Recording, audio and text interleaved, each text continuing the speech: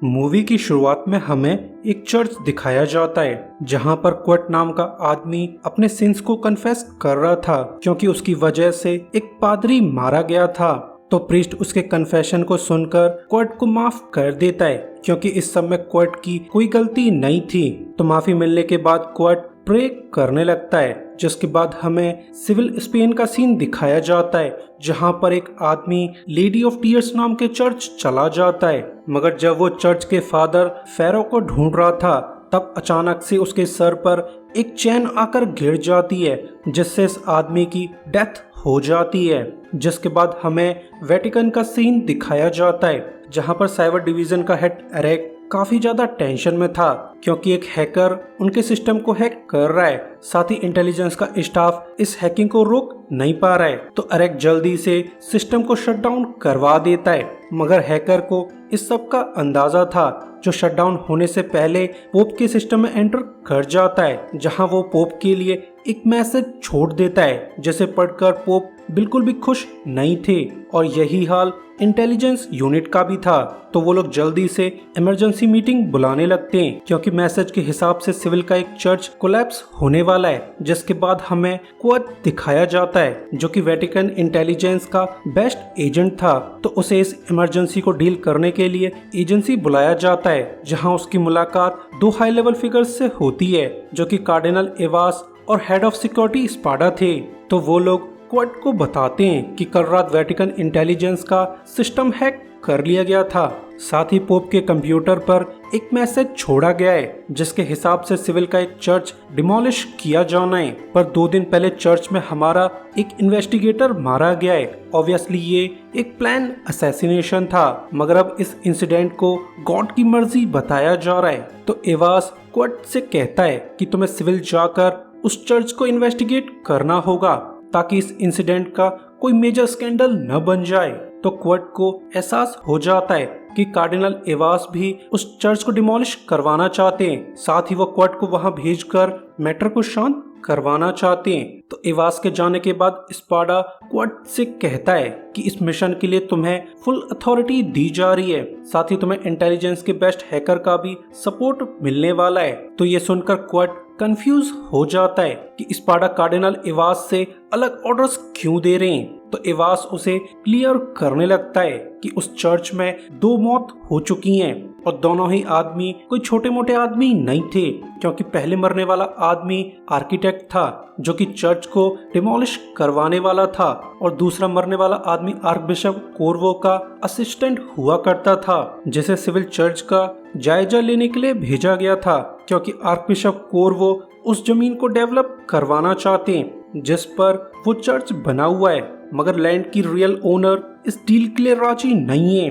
और अब 1 महीने के अंदर अंदर 2 मौत हो चुकी हैं जो कि बिल्कुल भी कोइंसिडेंट नहीं लगती। तो मैं चाहता हूं कि तुम सिविल जाकर इस कॉन्स्पिरेसी का पता लगाओ क्योंकि इस समय प्रोबेबली कार्डिनल एवास का हाथ है। तो ये सुनकर क्वेट काफी ज्यादा कंफ्यूज था, जिस पर स्पाडा उसे क्लियर करने लगता है कि अगर करंट पोप किसी भी वजह से रिटायर हो जाते हैं तो अगला पोप कार्डिनल एवास बनने वाले हैं क्योंकि मेजॉरिटी कार्डिनल एवास को सपोर्ट कर रहे हैं और शायद इस इंसिडेंट का एवास फायदा लेने वाला है। प्रोबेबली वेटिकन में एक रिवोल्ट होने वाला है। तो ये सुनकर क्वेट भी सीरियस हो जाता है, जिसके बाद हमें सिविल स्पेन का सीन दिखाया जाता है जहां पर पेंचो कवीरा नाम का आदमी इन्वेस्टर्स को एक प्रोजेक्ट बता रहा था कि हम लेडी ऑफ टीयर्स वाली लैंड को डेवलप करने वाले हैं जिससे हमें काफी ज्यादा प्रॉफिट हो सकता है। मगर इस सब पर इन्वेस्टर्स ज्यादा ध्यान नहीं देते क्योंकि लैंड के ऊपर अभी भी विवाद चल रहा है जिसके सॉल्व हुए बिना ये प्रोजेक्ट कामयाब नहीं हो सकता। तो बैंक ऑफ स्पेन का प्रेसिडेंट डॉन पेंचो से पूछता है कि तुम आखिर लैंड के ओनर को डील कैसे करने वाले हो, जिस पर पेंचो उसे भरोसा दिलाने लगता है कि इस प्रोजेक्ट में हमें आर्कबिशप कोर्वो का सपोर्ट मिल रहा है जिससे इस प्रोजेक्ट में कोई भी प्रॉब्लम्स नहीं आएंगी। तो डॉन उसे टॉन्ट करने लगता है कि तुम्हारा सेंटा क्रूज प्रोजेक्ट कभी भी कामयाब नहीं हो पाएगा, क्योंकि वेटिकन से एक एजेंट इन्वेस्टिगेट करने आ रहा है, जिस पर पेंचो ज्यादा ध्यान नहीं देता, क्योंकि उसे अपने सीक्रेट सोर्स से पता चल चुका है कि उस एजेंट को तो सिर्फ नाम के लिए भेजा जा रहा है ताकि उन किलिंग्स का कोई मेजर स्कैंडल न बन जाए। जिसके बाद हमें पता चल जाता है कि पेंचो बैंक ऑफ स्पेन का वाइस प्रेसिडेंट है। साथ ही जिस लैंड को डेवलप किया जाना है वो असल में पेंचो की वाइफ मार्केना को बिलोंग करती है। तो पेंचो अपनी वाइफ के पास जाकर उसे बताता है कि अगर सेंटा क्रूज प्रोजेक्ट कामयाब हो गया तो मुझे बैंक ऑफ स्पेन का प्रेसिडेंट बना दिया जाएगा, तो मेरे बेटर फ्यूचर के लिए तुम्हें ये सेक्रीफाइस करना ही होगा। तो ये सुनकर मार्केना भड़क जाती है, जो पेंचो को खूब सारी गालियां देने लगती है, ये कहते हुए कि वो चर्च मेरी फैमिली की विरासत है जिसे मैं किसी भी हालत में डिमोलिश होने नहीं दूंगी, भले ही उसके लिए मुझे तुमसे रिश्ते तोड़ने पड़े। तो ये सुनकर पेंचो उसे धमकियां देने लगता है कि तुम्हारे चर्च में ऑलरेडी 2 मौत हो चुकी हैं, क्या पता तुम्हारी मौत भी हो जाए, जिस पर मार्केना ज्यादा ध्यान नहीं देती।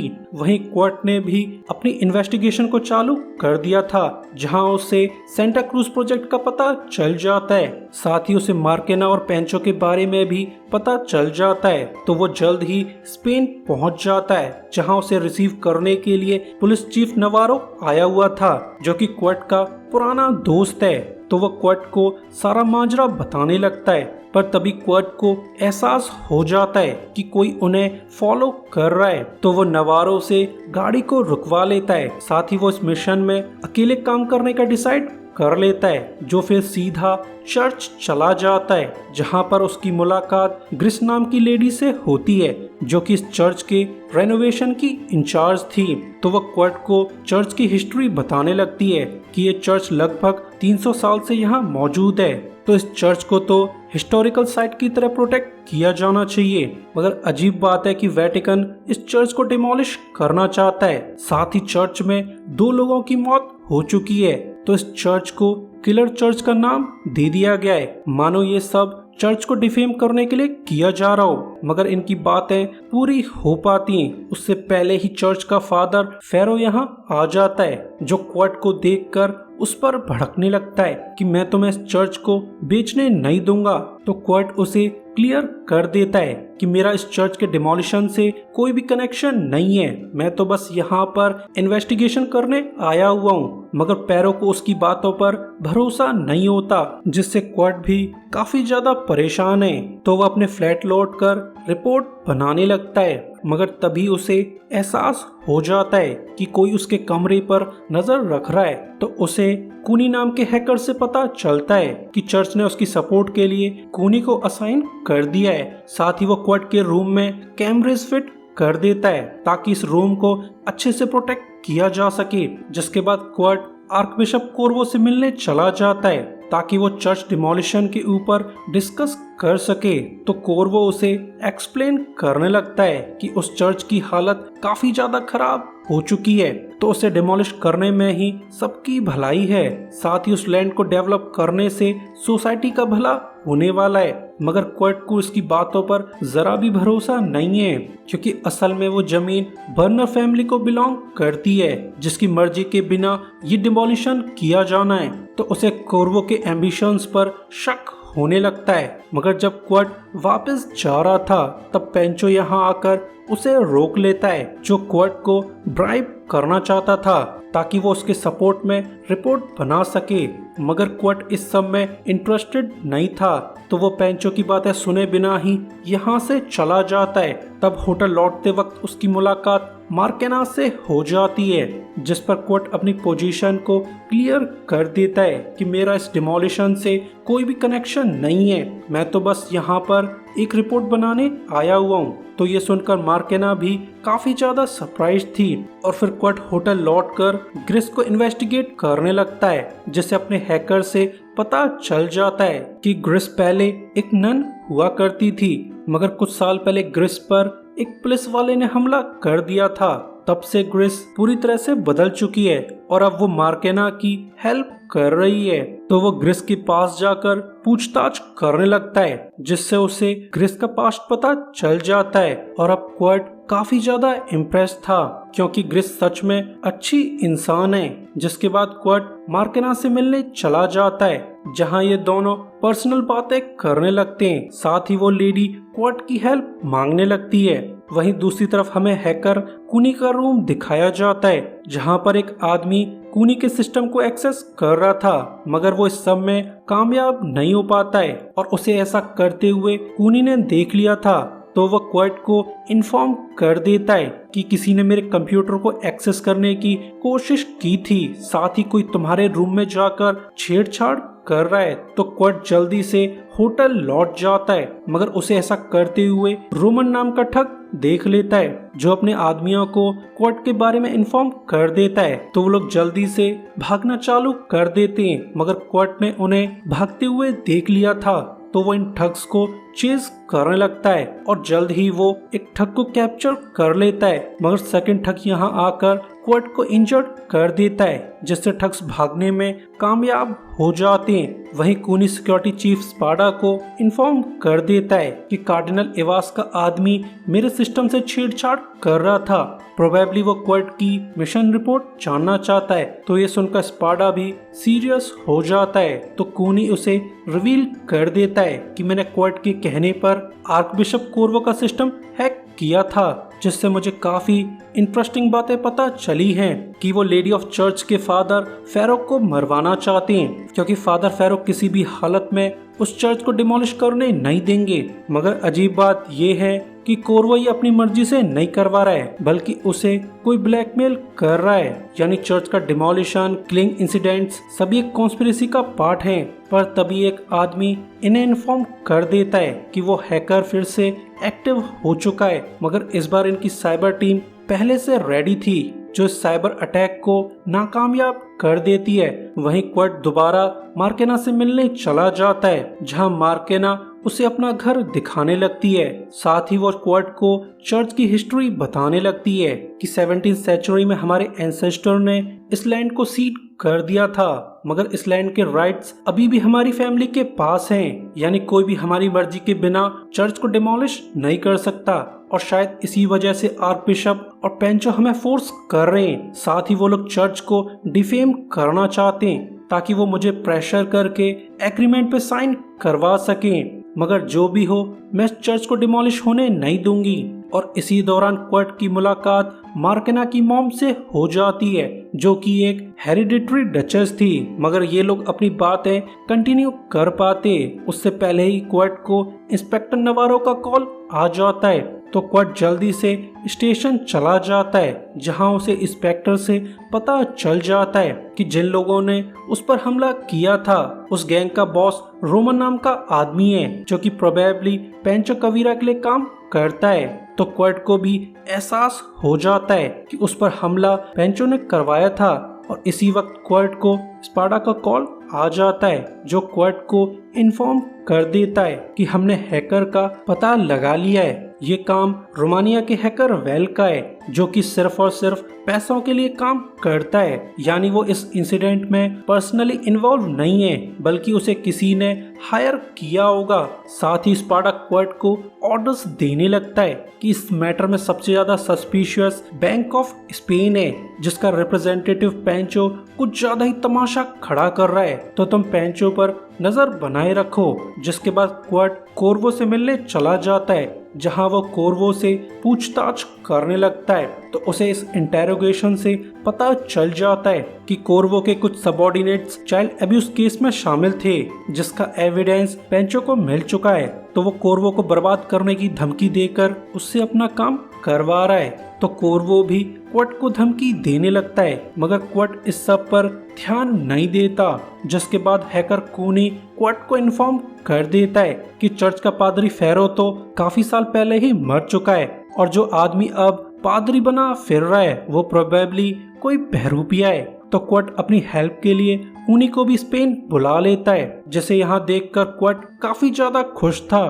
तो ये लोग सिक्योरिटी चीफ स्पाडा के सिस्टम को हैक करने लगते हैं, जहां से उन्हें फ्रांसिस नाम से एक फाइल मिल जाती है जो कि 40 साल पहले एक एजेंट हुआ करता था, मगर उसने वेटिकन बैंक के कुछ कोड्स चुरा लिए थे। तो उसके असैसिनेशन का काम करंट चीफ स्पाडा को दिया गया था, मगर 40 साल पहले न जाने क्यों स्पाडा ने फ्रांसिस की जान बख्श दी थी और अब वही फ्रांसिस फादर फेरो बनकर रह रहा है। तो ये देखकर क्वार्ट अलर्ट हो जाता है, क्योंकि उसके हिसाब से चर्च में जो किलिंग्स हुई है जो एजेंट फेरिस का काम होंगी, तो वो जल्दी से गन लेकर चर्च की तरफ जाने लगता है, इस बात से बेखबर कि फ्रांसिस तो स्पाडा से मिलने गया हुआ है, जो स्पाडा को क्लियर कर देता है कि चर्च में हुई किलिंग से मेरा कोई कनेक्शन नहीं है। साथ ही उस हैकर को भी मैंने हायर नहीं किया था। तो स्पाडा को उसकी बातों पर भरोसा हो जाता है। साथ ही वो फ्रांसिस से ये सवाल करने लगता है कि जब वेटिकन ने फंडिंग्स को बंद करवा दिया है तो उस चर्च में आखिर रेनोवेशन कैसे चल रहा है। तो फ्रांसिस उसे क्लियर कर देता है कि चर्च में मौजूद सेंट मैरी की आंखों में पल्स लगे हुए थे जो कि बहुत ज्यादा कीमती थे, मगर जरूरत के समय मार्केना ने उन पल्स को बेच दिया और उसी पैसे से रेनोवेशन कराया जा रहा है, जिस पर स्पाडा क्लियर कर देता है कि ये सब बैंक ऑफ स्पेन का वाइस प्रेसिडेंट पेंचो करवा रहा है। उसी ने आर्क बिशप कॉर्वो को ब्लैकमेल कर रखा है ताकि वो चर्च को डिमोलिश करके अपना प्रोजेक्ट चालू करवा सके। तो ये सब सुनकर फ्रांसिस बिल्कुल भी खुश नहीं है। वही क्वार्ट अब तक फेरो को ढूंढते हुए मार्केना के घर पहुंच चुका था, मगर उसे फेरो कहीं भी नजर नहीं आता। तो मार्केना क्वार्ट पर डाउट्स जताने लगती है कि वो कॉर्वो के लिए काम करता है। तो क्वार्ट उसे यकीन दिलाने लगता है कि मैं सिर्फ और सिर्फ सिक्योरिटी चीफ स्पाडा के लिए काम करता हूँ, जो इस चर्च को डिमोलिश करवाना नहीं चाहते। तो मार्केना भी उसे अपना पास्ट बताने लगती है। तो ये दोनों एक दूसरे को तसल्ली देने लगते हैं और इसी समय चर्च में एक ठग घुसाया था जो मैरी के पल्स को निकालने की कोशिश कर रहा था। अगली सुबह क्वार्ट स्पाडा से मिलने चला जाता है, जहां वो स्पाडा को मिशन रिपोर्ट देने लगता है कि इस कॉन्स्पिरेसी के पीछे वाइस प्रेसिडेंट पेंचो है, जो कि असल में मनी लॉन्ड्रिंग का बिजनेस चलाता था, जिसे छुपाने के लिए बैंक का प्रेसिडेंट बनना चाहता है ताकि वो अपनी क्रिमिनल एक्टिविटीज को कवर अप कर सके। मगर अभी तक ये क्लियर नहीं हुआ है कि चर्च में हुई किलिंग्स के पीछे आखिर कौन है। पर वो अपनी बातें कंटिन्यू कर पाता उससे पहले ही उसे इंस्पेक्टर नवारो का कॉल आ जाता है। तो क्वार्ट जल्दी से चर्च में चला जाता है क्योंकि इस चर्च में तीसरी मौत हो चुकी है। तो डेड बॉडी को देखकर क्वार्ट उसे पहचान लेता है कि ये आदमी तो रोमन के लिए काम करता है। प्रोबेबली वो पल्स को चुराना चाहता था ताकि इन पल्स का इंस्पेक्शन करवा सकें, जिससे ये बात क्लियर हो जाएगी कि रियल पल्स को मार्केना ने बेच दिया है। मगर वो अपनी स्कीम में कामयाब हो पाता उससे पहले ये आदमी मारा गया। तो इंस्पेक्टर नवारो क्वार्ट को बता देता है कि इन किलिंग्स का प्राइम सस्पेक्ट फेरो को माना जा रहा है। मगर जब क्वार्ट यहाँ से जाने वाला था तब क्रिस उसे ठग का फोन दे देती है, ये कहते हुए कि मैंने पुलिस के आने से पहले ये फोन चुरा लिया था ताकि तुम इस फोन के थ्रू कुछ क्लूज का पता लगा सको। तो ये सुनकर क्वार्ट उसे डांटने लगता है कि ऐसा करने से तुम रिस्क में पड़ सकती हो, मगर ग्रिस इस बात पर ध्यान नहीं देती। वहीं पेंचो मार्केना को टॉन्ट करने लगता है कि अब तो तुम्हारे चर्च में तीसरी मौत हो चुकी है और इन सब किलिंग्स का प्राइम सस्पेक्ट पादरी फेरो हैं, जिन्हें जल्द ही अरेस्ट कर लिया जाएगा। तो ये सुनकर मार्केना को एहसास हो जाता है कि पेंचो ने फेरो को कैप्चर कर लिया है एंड सरप्राइजिंगली उसका अंदाजा सही था। तो पेंचो लेडी को धमकी देने लगता है कि अगर तुम फेरो को जिंदा देखना चाहती हो तो तुम्हें मेरी बात माननी होगी, जिसके लिए तुम्हें कल सुबह से पहले एग्रीमेंट पे साइन करना होगा, जो ये बात क्लियर कर देगा कि तुमने अपने सभी राइट्स बैंक के हवाले कर दिए, जिसके लिए मार्केना बिल्कुल भी राजी नहीं थी। तो पेंचो उसे हर्ट करने लगता है, पर तभी यहाँ पर क्वार्ट आ जाता है जो पेंचो को डरा धमका कर यहाँ से भगा देता है। तो मार्केना उसे क्लियर कर देती है कि पेंचो ने फादर फेरो को कैप्चर कर लिया है और अगर मैंने एग्रीमेंट्स पे साइन नहीं किए तो वो फादर फेरो को मार देगा, यानी अब मेरे पास कोई भी ऑप्शन नहीं बचा है। तो क्वार्ट उसे भरोसा दिलाने लगता है कि मैं ऐसा कुछ भी होने नहीं दूंगा और फिर वो जल्दी से अपने फ्लैट लौट जाता है, जहां वो हैकर कूनी की मदद से रोमन की लोकेशन पता लगा लेता है, जिससे उसे एक बोट के बारे में पता चल जाता है जहां पर प्रोबेबली फादर फेरो को कैप्चर करके रखा गया होगा। तो ये दोनों रेडी होकर रिवर के पास चले जाते हैं, जहां वो चुपके से रोमन की बोट पर चढ़ने में कामयाब हो जाते हैं। तो क्वट अंदर जाकर फेरो को आजाद करा देता है, पर तभी यहाँ पर रोमन आ जाता है, जिससे इन दोनों के बीच में फाइट चालू हो जाती है। मगर फेरो पीछे से आकर रोमन को मार देता है। वहीं दूसरा ठग कूनी पर हमला कर देता है, मगर अब तक पुलिस यहाँ पर आ जाती है, तो इस ठग को मजबूरी में सरेंडर करना पड़ता है। जिसके बाद फादर फेरो को ट्रीटमेंट के लिए हॉस्पिटल ले जाया जाता है। तो इलाज के बाद फेरो क्वट को एक नोटबुक दे देता है, जिसमें वेटिकन बैंक्स के कुछ कोड्स थे, जिसे उसने 40 साल पहले वेटिकन से चुराया था। तो क्वट कुछ सोचकर इंस्पेक्टर नवारो को ठग का फॉर्म दे देता है, जिसमें पेंचो के खिलाफ क्लियर एविडेंस थे। तो पुलिस और मार्केनक बैंक जाकर पेंचो को अरेस्ट कर लेते हैं, क्योंकि उन्हें पेंचो की सारी कॉन्स्पिरेसी पता चल चुकी है। तो इस विक्ट्री के लिए क्वट मार्केना को कॉन्ग्रेचुलेट करने लगता है। साथ ही क्वट को ग्रिस से पता चल जाता है कि चर्च में हुई किलिंग्स के पीछे उसका हाथ था। तो ये जानकर क्वट काफी ज्यादा शॉक्ड है, मगर ग्रिस कन्फेस करती है कि उन किलिंग्स को मैंने पर्सनली नहीं किया है, बल्कि वो सारे इंसिडेंट्स तो बिल्कुल एक्सीडेंट थे, मगर मेरे पास उन्हें बचाने का अच्छा मौका था, मगर मैंने उन्हें नहीं बचाया और यही मेरे सिंस हैं। तो ये सुनकर क्वट उसके सिंस को माफ कर देता है। तो ग्रिस भी फूट फूट कर रोने लगती है। वहीं सारा इंसिडेंट सॉल्व होने के बाद वेटिकन में पोप स्पार्टा को इंटेलिजेंस का चीफ बना देता है, क्योंकि उसे चर्च में हो रही रिवोल्ट का पता चल चुका है। तो वो स्पार्टा को पावर्स देकर एवास को बैलेंस करना चाहता है। सो गाइस, वीडियो के लिए लाइक और सब्सक्राइब कर दीजिए, ताकि हमें आपका सपोर्ट मिलता रहे। और इसी के साथ वीडियो एंड हो जाती है। सो अभी के लिए goodbye, thanks for watching.